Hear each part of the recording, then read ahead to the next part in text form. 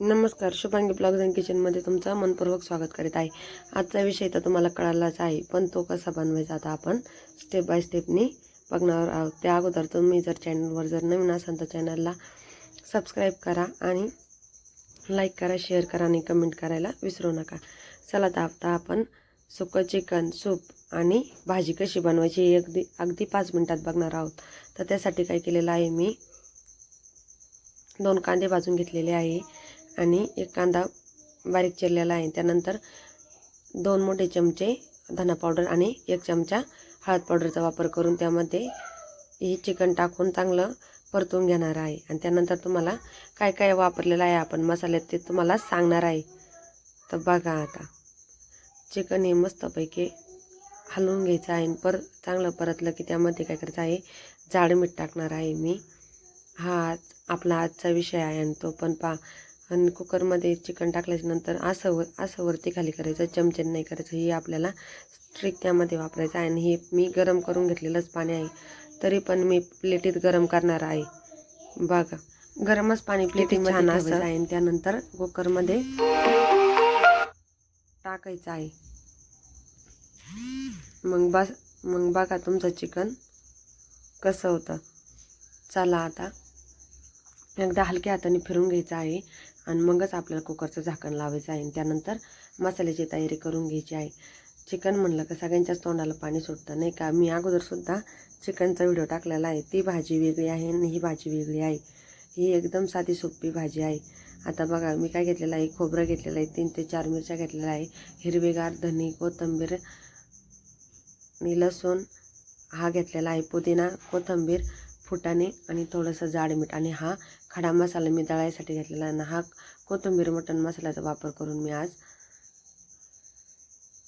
भाजी बनवणार आहे। चला आता आपल्याला करायचं आहे, मसाला चांगला भाजून घ्यायचा आहे। आता कोथिंबीर, आलं आणि पुदिना आणि लसूणसुद्धा आपल्याला त्यामध्ये घालून घ्यायचं आहे। आणि त्यानंतर आपल्याला हे सगळं काही साहित्य भाजून घ्यायचं आहे।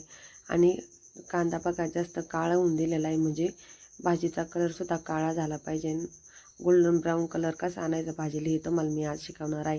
तर त्यासाठी खोबरं कसं असा ब्राऊन कलरचा भाजून घेतलेला आहे। त्यानंतर मिरच्या लगेच टाकून घ्यायच्या। मिरच्या भाजल्या का कांदा त्यावरनं घालून घ्यायचा।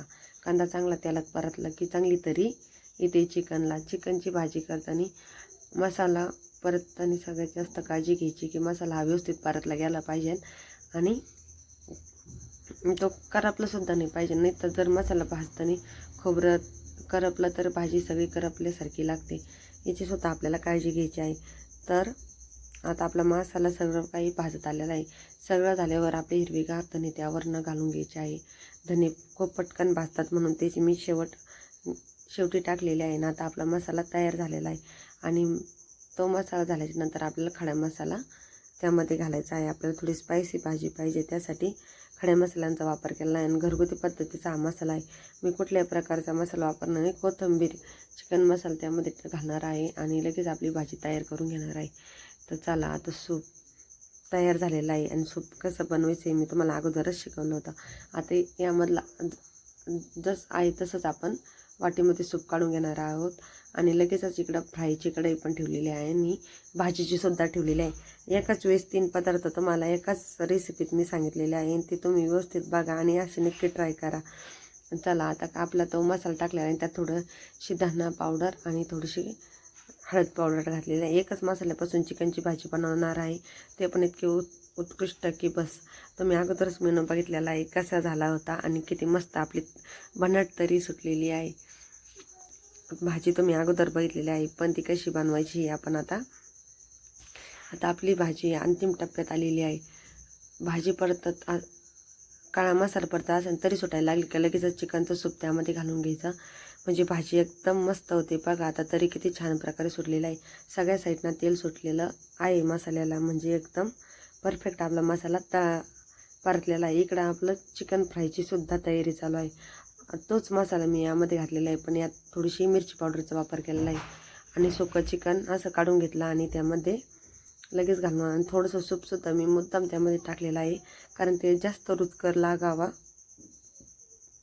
म्हणून मी तसं केलेलं आहे। बघा आता आणखीन जास्त तरी आपल्या मसाले सुटले आहे। आता इकडं सूप आणि चिकन आपल्याला त्या भाजीमध्ये घालून घ्यायचं आहे। सूप टाकल्यास क्षणीच आपल्या भाजीला किती छान अशी तरी सुटलेली आहे, हे सूप तुम्हाला कळलेलंच आहे. पण आता यातसुद्धा थोडंसं सुपाचं पण आपण घालून घेतलं होतं.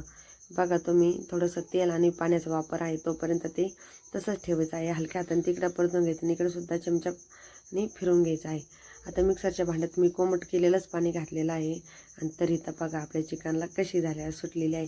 एकदम मी 5 मिनटात हे तयार केलेला पदार्थ आहे. तुम्ही भाकरीसोबत खा, चपातीसोबत खा किंवा भातासोबत खा. आपली भाजी अप्रतिम तयार झालेली आहे. एकच उकळीत आपली भाजी तयार होणार आहे. सुंदर अशी तरीसुद्धा आलेली आहे आणि चिकन फ्रायसुद्धा तयार झालेला आहे. बघा कशी तरी आणि किती भाजी किती भारी झालेली आहे की नाही. आपली आजची रेसिपी लाजवाब. तुम्ही नक्की ट्राय करा आणि कशी होती मला नक्की कळवा. आता आपली ही सर्विंगची डिश आहे आणि ती कशी भरून घ्यायची आहे तुम्हाला सांगणारच आहे. आपले आजच्या विषयातले 3 आयटम होते आणि तिन्ही सुद्धा रेडी झाले आहे. भाकर, कांदा, लिंबू आणि चिकनचा स्वाद एकच नंबर. चला आता आपल्या एक लाईक ठोकून टाका. धन्यवाद.